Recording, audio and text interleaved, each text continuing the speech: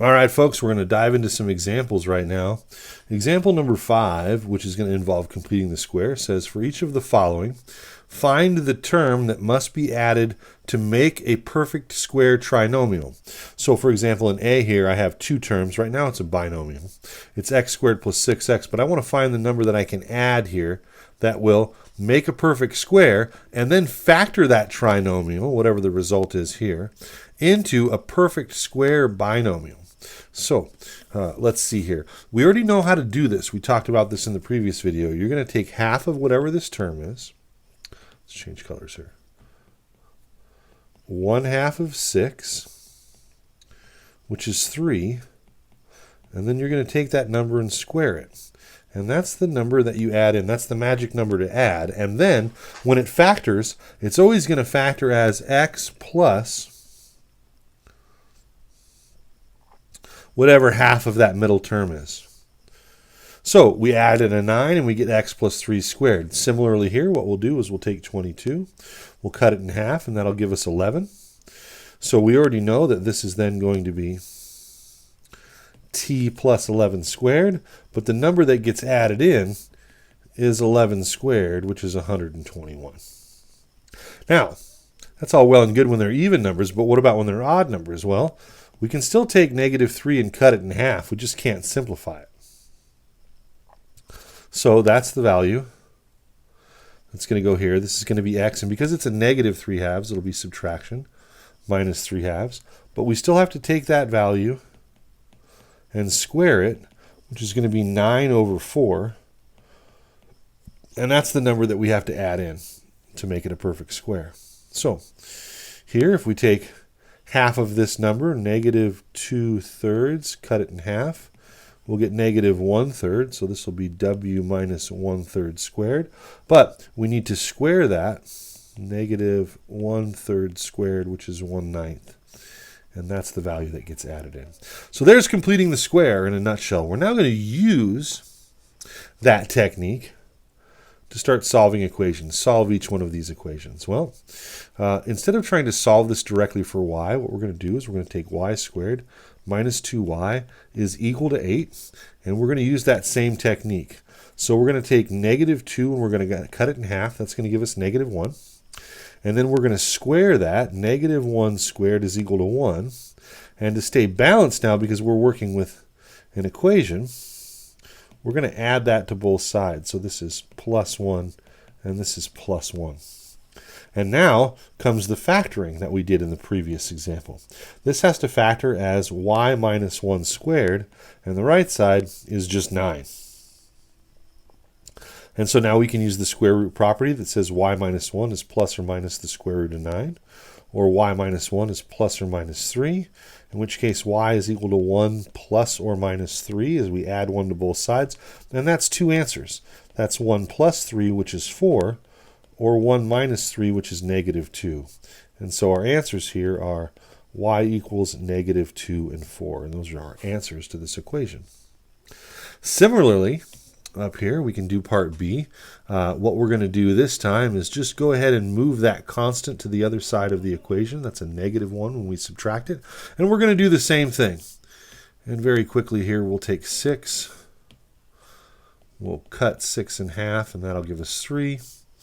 And then we'll take 3 squared, and we'll add that to both sides, adding a 9 to both sides. Now what we get on the left side is, we don't have to think about it, it's going to be p plus 3 squared. Again, it's that 3 value. And then on the right side, we get 8. And so now when we use the square root property, we get p plus 3 is equal to plus or minus the square root of 8, which can be simplified to plus or minus 2 root 2. And then p is two answers. It's -3 plus 2 root 2 and -3 minus 2 root 2. And we use that plus or minus notation to actually indicate that there's two answers. P equals -3 plus 2 root 2, or P equals -3 minus 2 root 2. So if you want to write it that way, you can as well. Okay, let's do some more. Almost done. Now these are a little bit different in that in the previous problems, the leading coefficient on each one of these guys was a 1. And down here, they're not 1s. So this is going to use a slightly different technique. It's going to be similar. What we need to do first is get rid of that 3, and that's going to be 2 steps.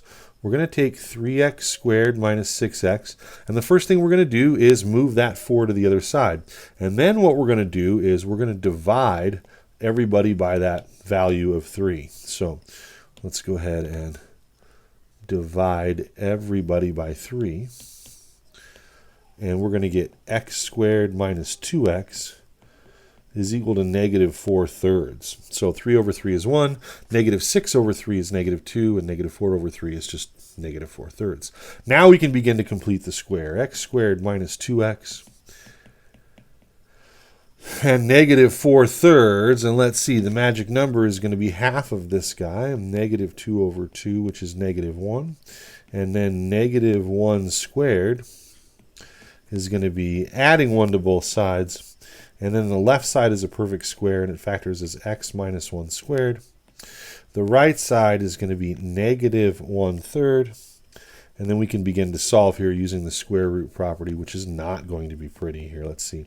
X minus 1 is plus or minus the square root of negative 1/3, which is plus or minus the square root of negative 1 over the square root of 3, which is plus or minus I over the square root of 3, but we have to rationalize that, which is plus or minus I root 3 over 3 when you multiply top and bottom by the square root of 3. So, using our square root property, we have x minus 1 is plus or minus, I'm going to write this as root 3 over 3i. And then to solve for x, we'll just add 1 to both sides, and we'll get 1 plus or minus root 3 over 3i. And there's our solution. One more, here we go.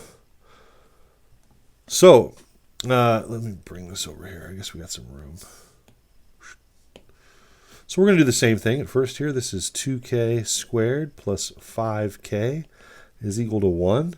And then we'll divide both sides by 2 so that k squared plus 5 halves k is equal to 1/2. And now that we have a leading coefficient of 1, we can begin to complete the square. So we're going to take this term, 5 halves, we're going to multiply it by a half. That's going to give us 5/4. And then we're going to take that value, 5/4, and square it.